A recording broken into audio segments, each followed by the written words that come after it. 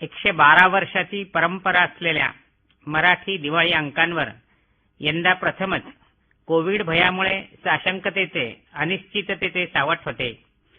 दिवाळी अंकाची तयारी सुरू झाली त्यावेळेला बाहेरचा वावर अद्याप पूर्णतः निर्धोक झाला नव्हता.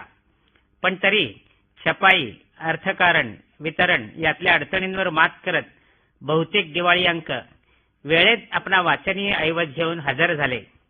त्यातल्या काही लेखनाचा हा धावता परिचय.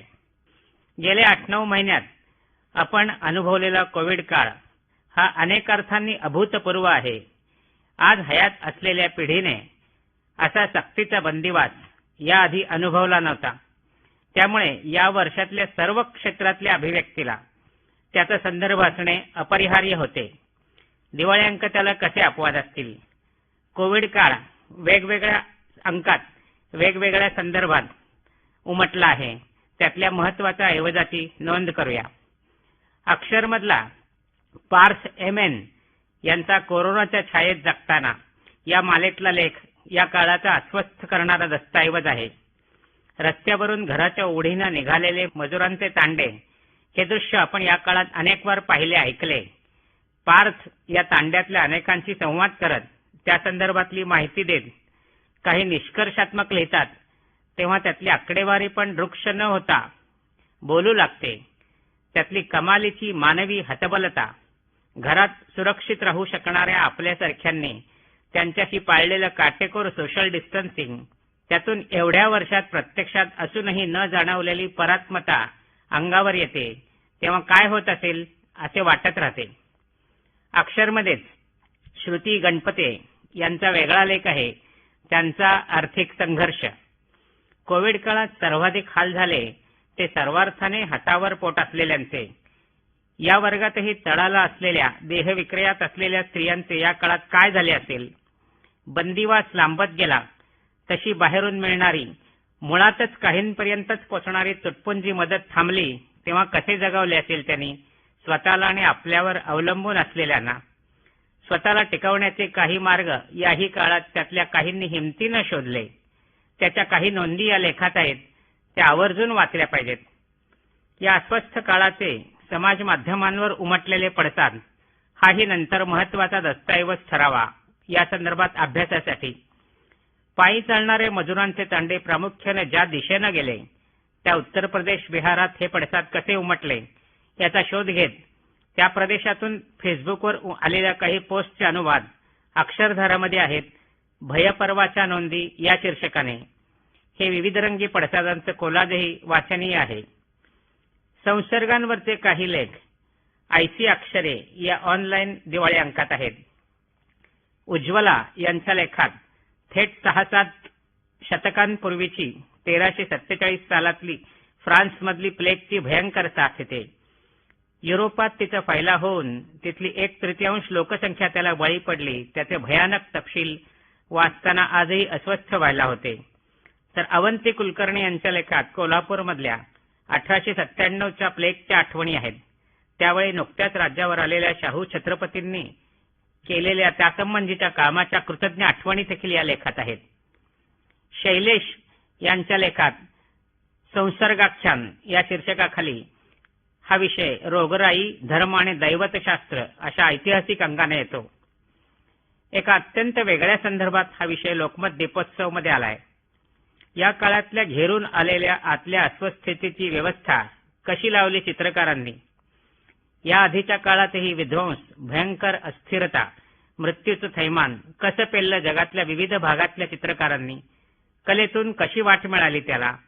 असा मोठा कॅनव्हास असलेला या वेगळ्याच विषयावर समकालीन कलाभ्यासक, समीक्षक शर्मिला फडकेंनी दृश्य उदाहरणांसह लिहिलेला दीर्घलेख शोक वाचणं मस्त आहे.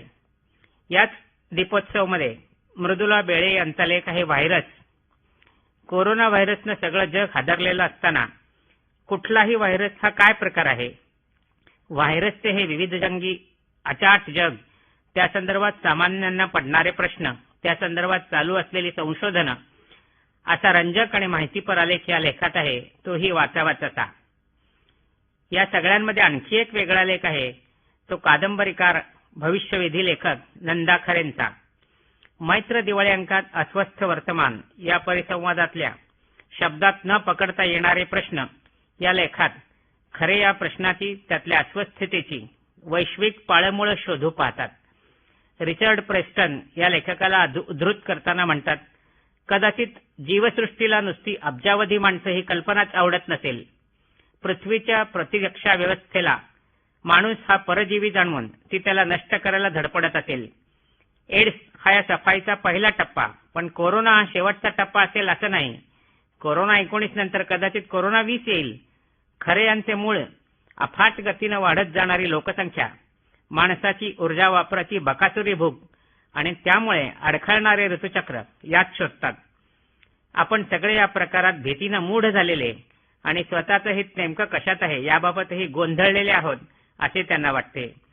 हा सगळाच लेख लाईट मोडवरचा तरी वाचून स्वतःलाच प्रश्न विचारावेत इतका महत्वाचा आहे. समकालीन विचारविश्वात चर्चा होत असलेले व भावी अशी अपेक्षा असलेले विषय हे ऐसी अक्षरे या ऑनलाईन अंकाचे वैशिष्ट्य आहे. भाषा संसर्ग हा अशाच विषयावरचा चार्वी यांचा लेख भाषेच्या बदलत चाललेल्या स्वरूपाविषयी काही मौलिक सांगतो. सध्याच्या भाषिक सरमिसळीच्या संदर्भात भाषा शुद्ध असणं म्हणजे काय, परभाषेचा तिला संसर्ग होणं म्हणजे काय, का खटकतं ते काहींना, आपल्याच भाषेतल्या बोलींचाही संसर्ग होतो असेही काहींना वाटते, त्याचे काय करायचे, अशा प्रश्नांची चर्चा करताना विष्णुशास्त्री चिपळूणकरांपासून सावरकरांपर्यंत भाषाशुद्धीच्या प्रयत्नांचा आढावा घेत, तसेच भाषा आणि लिपी यातले संबंध, शेजारी भाषांमधले संघर्ष, लिहायची भाषा, घरात आणि बाहेर बोलायची भाषा, अशा अनेकांगांनी भारतातल्या विविध भाषी उदाहरणांसह या विषयाची चर्चा येते. भाषेचा इतिहास आणि विकास हा त्यामागे उभ्या लोकव्यवहाराचा आणि संस्कृतीचा इतिहास असतो. या गृहीतकाचं स्पष्टीकरण विविध उदाहरणांसह देत आपलं भाषाभान व्यापक करण्याचा प्रयत्न या लेखात दिसतो तो मोलाचा आहे. सगळे संसर्ग संघर्ष पचवून भाषा चालत राहते, निरंतर वाहत राहते, कारण माणसं निरंतर बोलत, लिहित, गात, विचार करीत राहतात हे या लेखाचं भरतवाक्य आहे. सिनेमाची भाषा हा प्रा. समर नखाते यांचा 80 अक्षरेमधला 2 भागातला दीर्घलेख यंदाच्या दिवाळी अंकांमधला मस्ट रीड ऐवज आहे. निव्वळ मनोरंजनापलीकडचा एखादा सिनेमा येतो तेव्हा त्यामागे चित्र, शिल्पकला, वास्तुकला, साहित्य, संगीत, नृत्य, नाट्य आदी कला आणि त्याच्याशी निगडीत अनेक संस्कृती, रीती, परंपरा हे सगळं असतं. चित्रपट समजून घ्यायचा तर हे सगळं समजून घेण्याची सवय लावून घ्यावी लागते. अन्यथा दिसतंय म्हणजे समजतंय अशा भ्रमात आपण राहतो. या सर्व कलानुभवांनी माझी जाणीव, संवेदना समृद्ध झालेली असेल तरच त्या आधारे चित्रपटाच्या भाषेतून उलगडत जाणारी संवेदना मला जाणून घेता येईल, हे व्हिडिओ क्लिप्समधून विविध उदाहरणं देत नखाते सर समजावून सांगतात. चित्रपट पाहण्याचं शिक्षण हे केवळ आस्वादाचं प्रशिक्षण नव्हे, तर ते आपल्यातलं माणूसपण अधिक समृद्ध करणारं शिक्षण आहे, हे लेखाचं भरतवाक्य मग मुद्दाम सांगावं लागत नाही. चूल ते मूल, माझं गरजेपुरतं जगणं हा युवा लेखक ऋषिकेश पाळंदे याचा मिळून साऱ्याजणी मधला वेगळा आत्मपरलेख आहे. आपला कम्फर्ट झोन त्यागून जगणं कमीत कमी गरजांसह निसर्गसंवादी होण्याकडे झालेल्या आपल्या वाटचालीतले अनुभव ऋषिकेश यात सांगतो. चंगळवादाचा अतिरेक, आधुनिकतेच्या नावाखाली हव्यासी जीवनशैलीच्या उदात्तीकरणाचा हा उत्सवी काळ आहे, त्यातला हा वेगळा आवाज. आधुनिक बाबींशी फटकून न राहता, त्यांना आयुष्यावर कुरघोडी न करता परिघावरच ठेवणं, यामध्ये सगळेच तपशील व किंवा त्यामागचे युक्तिवाद आपल्याला पटतील असं नाही, पण विचार करायला लावतील एवढं मात्र नक्की.